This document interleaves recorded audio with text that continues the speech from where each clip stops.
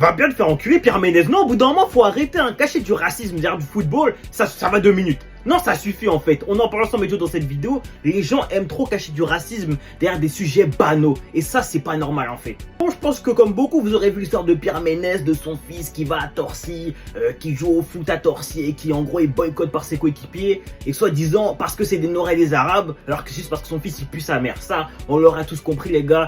Il a juste voulu tirer sur les Noirs et les Arabes, on l'a bien compris et c'est bien dommage. Et le plus marrant dans l'histoire, vous savez c'est quoi? C'est qu'à la base ça part d'un sujet sur les Blancs en équipe de France les gars. Et ça le plus marrant dans l'histoire. En fait, vouloir victimiser, surtout ces dernières années, constamment victimiser les Blancs.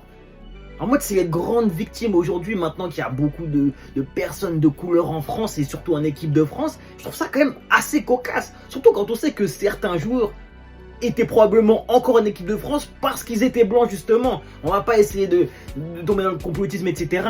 Mais un putain de Jordan Verretou, tous les mois convoqué les gars, enfin tous les mois, chaque rassemblement convoqué alors qu'il avait vraiment beaucoup de joueurs bien meilleurs que lui les gars, on savait tous que c'était pourquoi, tu vois ce que je veux dire. Et malheureusement je dis Verretou, mais vous savez que cet exemple je pourrais le répéter sur pas mal de joueurs blancs de l'équipe de France ces dernières années, vous le savez les frères.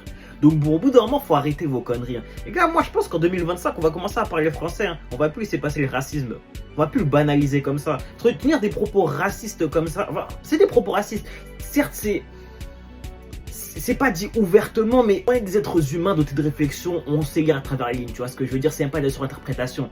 Quand tu pointes du doigt une communauté sans raison apparente, alors que toi-même, dès le début, tu donnes une raison au pourquoi du comment ton fils se fait boycott, tu vois, ça la fout mal un petit peu. Donc moi je vous le répète, hein, 2025 c'est plus comme avant, laisse plus passer le racisme tout ça, ça c'est fini. Et surtout venant de Pierre Ménez, un grand prédateur sexuel, hein